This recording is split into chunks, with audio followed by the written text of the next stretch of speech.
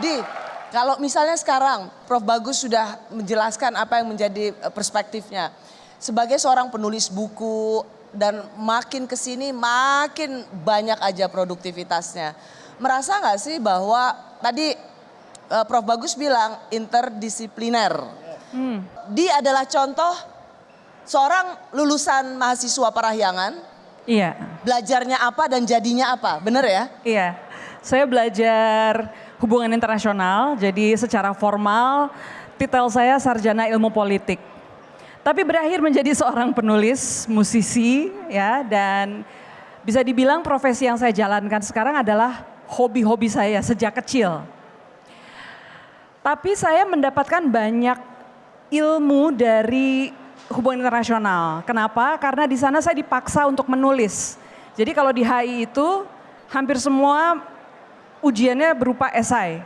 Jadi berbeda dengan jurusan di FISIP lainnya, hanya hubungan internasional setidaknya saat itu di Unpar yang mungkin 90% ujiannya dalam bentuk esai gitu ya. Jadi ketika saya tidak belajar atau tidak sempat belajar, kemampuan mengarang bebas saya dipaksa gitu ya untuk untuk memakai bahan apapun yang saya tahu lalu membuat semacam runtutan logika yang bisa diterima menjadi sebuah jawaban dan akhirnya berhasil meluluskan saya gitu kan.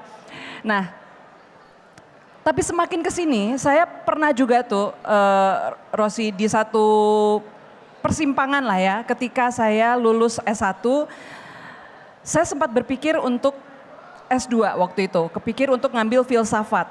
Caelah. Sah ya. Tapi saya akhirnya mengurungkan niat saya. Kenapa? Karena saya menyadari betapa eklektiknya, betapa campur sarinya minat saya. Jadi minat saya tuh banyak banget. Mulai dari meneliti UFO sampai spiritualitas, sampai fisika kuantum, sampai Betul. Kamu kan nulis apa aja? Ada petir, artikel, ya itu sampai masih dalam kopi. seri supernova, lalu filosofi kopi tentang kopi, madre tentang roti, lalu aroma karsa tentang penciuman. Jadi akhirnya saya menyadari saya mungkin memang harus menjadi pembelajar seumur hidup walaupun tidak dalam jalur formal gitu ya. Dan menariknya menulis adalah setidaknya yang saya lakukan ya, karena saya banyak menulis fiksi. Saya harus melakukan world building, membangun sebuah dunia yang meyakinkan, dipercaya orang seolah-olah itu nyata. Ya, dan ini menariknya fiksi. Fiksi itu bermain di batas seolah-olah. Tidak faktual seperti kalau saya membuat novel sejarah misalnya gitu ya, tapi harus tetap berpijak pada realitas, terutama logika peristiwa itu nggak bisa enggak. Banyak orang bilang hidup boleh nggak masuk akal, tapi fiksi harus masuk akal.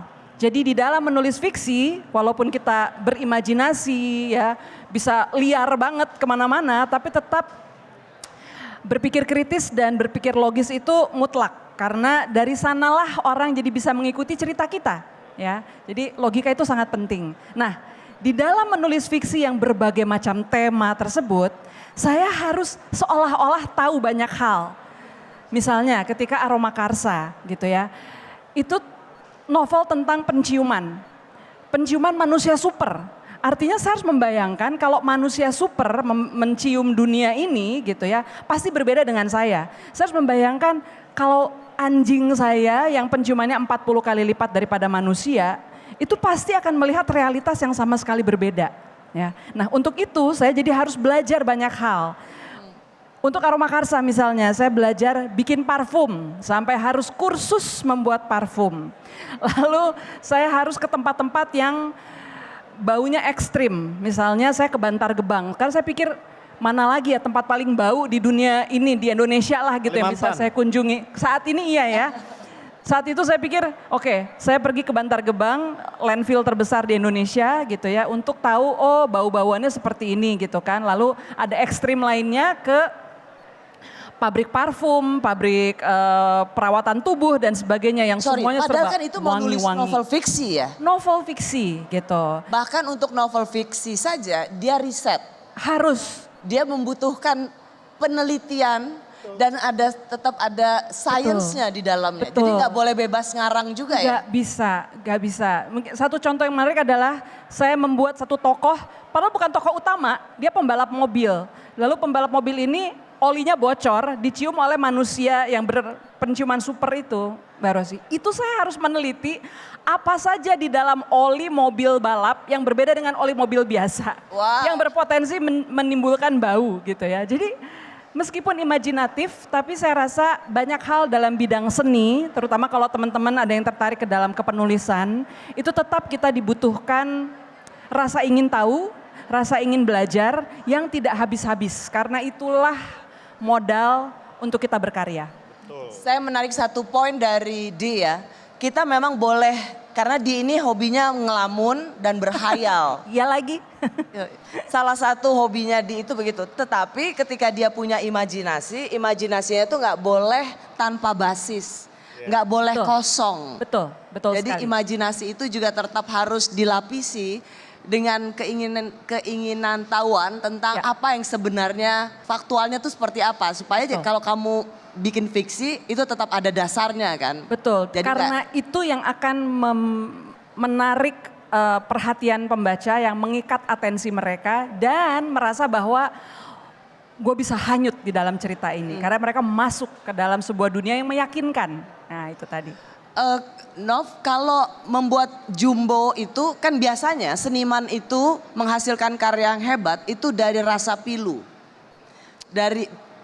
Atau misalnya hal yang paling dekat dengan Kompas TV aja, komika itu semakin dia lucu, itu sebenarnya karena dia pernah punya perasaan yang terluka. Jadi dia memulihkan dirinya dengan stand up comedy. Apakah membuat film juga itu bagian dari sesuatu yang ingin memulihkan? Ya, ketika kita bikin karya memang pasti sesuatu yang akan bisa relevan dengan semua orang adalah keresahan kan. Ya. Pasti bermula dari keresahan. Sama seperti kenapa kami sendiri dari Visinema membuat Jumbo gitu. Awal mulanya adalah berangkat dari keresahan bagaimana di Indonesia sendiri sangat sedikit sekali adanya tontonan yang baik untuk anak dan keluarga Indonesia. Memulai dari situlah bahwa kami berkomitmen untuk fokus kita menghasilkan karya yang bisa dinikmati nggak hanya cuma menghibur untuk anak-anaknya, tapi orang dewasa pun juga bisa ikut menikmati karya tersebut. Kemudian hadirlah salah satunya dengan ide Jumbo ini sendiri. Jumbo sendiri juga melewati proses yang cukup panjang ya dengan lebih dari 5 tahun. Tapi sebenarnya value utama yang mau kami hadirkan adalah bahwa film Jumbo ini film yang bisa dinikmati untuk kita, anak-anak kita dan anak-anak di dalam diri kita. Ya. Jadi berangkat dengan keresahan itu bagaimana Karena anak-anak nggak punya tontonan yang bermutu ya. Betul, ditambah dengan bahwa orang dewasa sendiri pun sebenarnya kita masih punya jiwa anak-anak di dalam diri kita loh yang bisa kita embrace gitu. Inner child ya. Ada keresahan, ada situasi yang sebenarnya ingin diubah. Itu menghasilkan satu karya. Rasanya kalau kita bicara situasi sekarang, situasinya memang tidak mudah. Ada teman-teman mahasiswa UMN, ada yang baru masuk, ada yang sudah lulus ujian. Kalau melihat headline Kompas beberapa waktu lalu menyadur dari BPS, itu lulusan S1 hingga S3 yang menganggur itu sudah tembus lebih dari 1 juta. Dan itu presentasinya adalah sekitar 11 atau 12% dari total penganggur di Indonesia.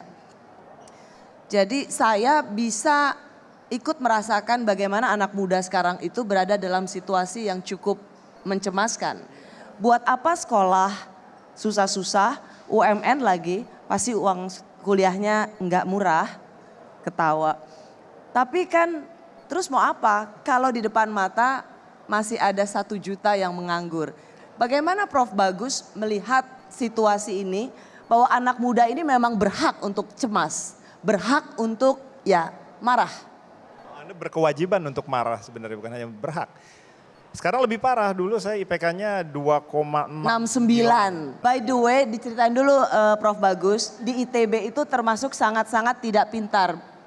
Ya, nggak tahu kalau Betul? dikonversi ke UMN berapa Pak? Enggak, betul nggak pintar, nggak bakal dapat kerja itu. Nggak mungkin dapat kerja ya. Yeah. Itu tergolong undervalue kalau saham ya.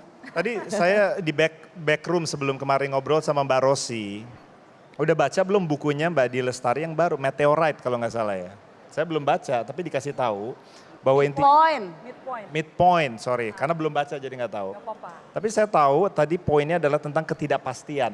Betul nggak? Betul. Ya. Keacakan, randomness, ketidakpastian. Pendidikan, Anda sekarang sedang mengenyam pendidikan tinggi. Pendidikan itu kata dasarnya tuh apa? Education dalam bahasa Inggris, etimologisnya apa?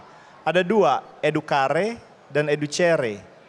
Educare itu membuat imprint, nyetak sama percis anaknya dari bapaknya. Jadi caranya diajarin, suruh hafalin, kalau salah digebuk gitu ya. Itu namanya educare. Educere itu artinya itu membawa keluar dari kegelapan. Menunggangi ketidakpastian, mengkapitalisasi chaos. Itu salah satu dari definisi pendidikan. Anda di tahun pertama pasti belajarnya matematik murni, kimia murni atau ilmu-ilmu dasar. Tahun kedua pasti rada-rada interdisipliner tuh. Kalau engineering belajar mekanika fluida. Mekanika fluida itu kimia, matematik, fisika jadi satu. Betul nggak? Tahun ketiga, tahun keempat masuklah itu filosofi, ekonomi, sosial. Tujuannya apa sih? Supaya Anda bisa siap dalam ketidakpastian. Karena dunia yang akan Anda hadapi 4 tahun, kalau saya 5 tahun main Counter Strike terus soalnya. Itu tidak bisa diprediksi. Dulu tahun 90-an bahkan 2000 keluar seperti apa bisa diprediksi, sekarang tidak ada bisa diprediksi. Jadi kalau Anda selama 4 tahun itu tidak bisa nyaman dengan ketidakpastian, Anda akan disikat sama sekarang jurusan-jurusan yang keluarin mahasiswa lebih banyak dari zaman saya.